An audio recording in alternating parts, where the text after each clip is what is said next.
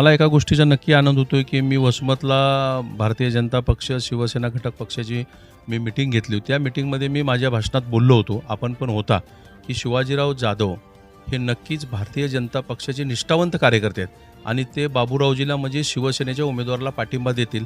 काल मला शिवाजीराव जाधवांच्या एका जवळच्या माणसाचा फोन आला आणि 20 तारखेला नरेंद्र मोदी परभणीला येत आहे. शिवाजीराव जाधव त्या ठिकाणी आपलं समर्थन, आपला पाठिंबा बाबूराव कदमला देत आहेत. मी जे बोललो त्याप्रमाणे होत आहे आणि शिवाजीराव जाधवांना मी खूप मनापासून शुभेच्छा आणि धन्यवाद देतो, की त्यांनी एक निष्ठावंत कार्यकर्ता म्हणून आपला धर्म पाळला आहे आणि पक्षाचा आदेश पाळला आहे, म्हणून त्यांना खूप शुभेच्छा देतो.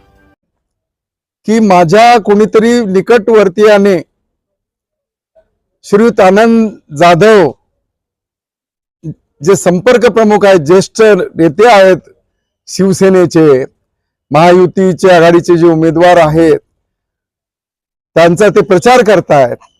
एक जबाबदार व्यक्ती त्यांनी असं स्टेटमेंट दिलं की ॲडव्होकेट शिवाजीराव जाधव येत्या 20 तारखेला पंतप्रधान मोदी साहेबांची सभा आहे आणि तिथे महायुतीच्या उमेदवाराला पाठिंबा देणार आहे.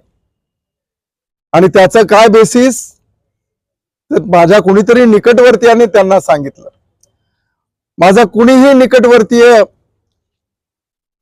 म्हणून त्यांच्याकडे जाऊ शकतो आणि असं सांगू शकतो, किंवा त्यांनी माहित नाही कुठल्या आधारावर हे स्टेटमेंट केलं.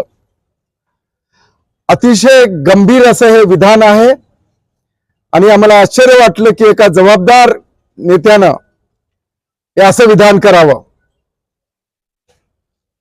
या विधानामुळे हिंगोली लोकसभेच्या मतदारांची दिशाभूल होत आहे. हे स्टेटमेंट व्हायरल होत आहे आणि यामुळे